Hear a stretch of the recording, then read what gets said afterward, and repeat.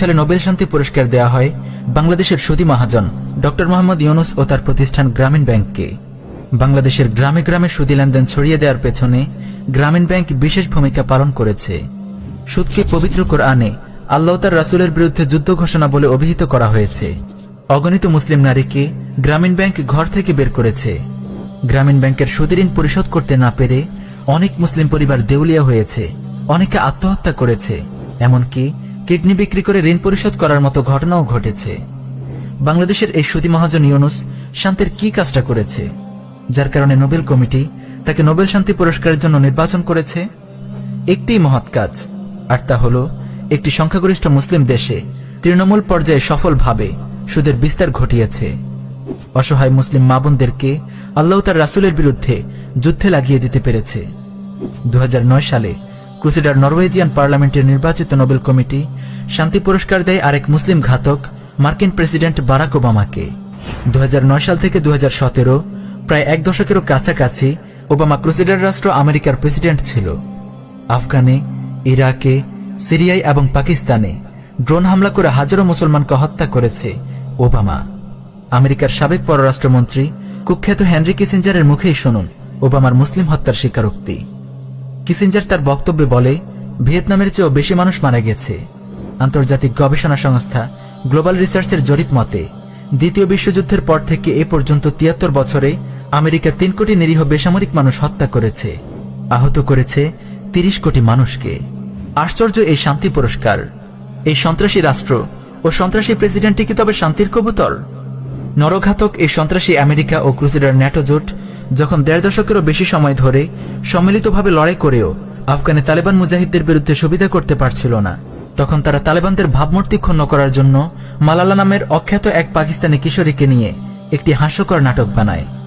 টনের পর টন বোমা ফেলে যারা লক্ষ লক্ষ মুসলিম নারী শিশুকে ছিন্ন ভিন্ন করেছে ওয়াজিরিস্তান, আফগানিস্তান, ইরাক ও সিরিয়ায়, তারাই মালালা নামের এক কিশোরীর জন্য চিৎকার করে কেঁদে ওঠে।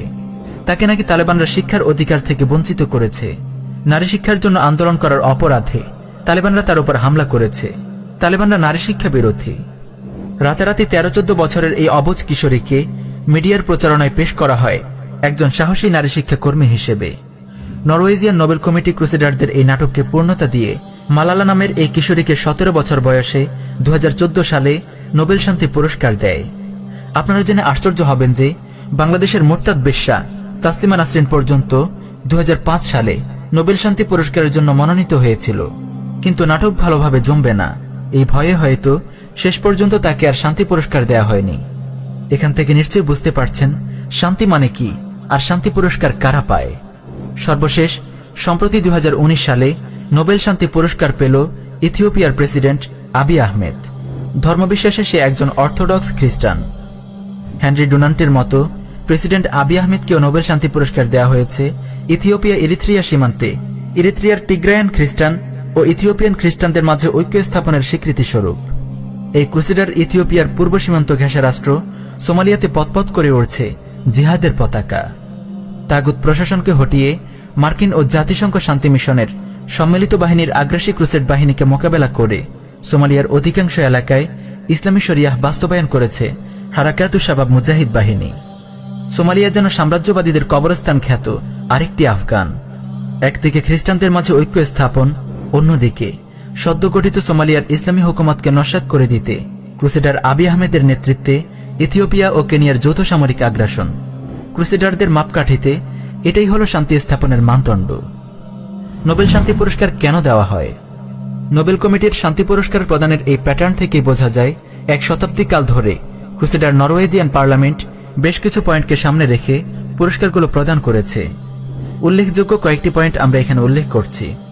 কুফফার বাহিনীকে সংঘবদ্ধকরণ এবং ক্রুসেডার সৈন্যদের চিকিৎসা সেবা সহ বিভিন্নভাবে সহযোগিতা প্রদান, মুসলমান হত্যা ও মুসলিম ভূমি জবরদখলে সাফল্য, ইসলাম ও মুসলমানদের সাথে গাদ্দারি, ইসলামের বিরুদ্ধে বুদ্ধিবৃত্তিক আগ্রাসন এবং জিহাদ ও মুজাহিদদের ভাবমূর্তি ক্ষুণ্ণকরণ, মুসলিম সমাজে সুদ, জুয়া, ব্যভিচার ইত্যাদির মতো জাহিলিয়াতের অনুপ্রবেশ ঘটাতে অবদান রাখা, খ্রিস্ট ধর্ম প্রচারে ব্যাপক অংশগ্রহণ। পরিশেষে আমরা বলবো, কোন সচেতন মুসলমান কাফেরদের এই ঘৃণ্য পুরস্কার নিয়ে ভুল ধারণায় থাকতে পারে না, গর্বিত হতে পারে না এই পুরস্কার পাওয়া ইসলামের দুশমনদেরকে নিয়ে।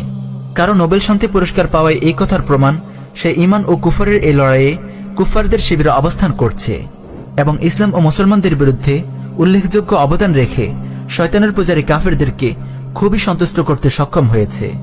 আল্লাহ তাআলা কাফেরদের এই চক্রান্ত থেকে সকল মুসলিম ভাইদের ঈমান ও আমলকে হেফাজত করুন। আমিন ইয়া রাব্বাল আলামিন।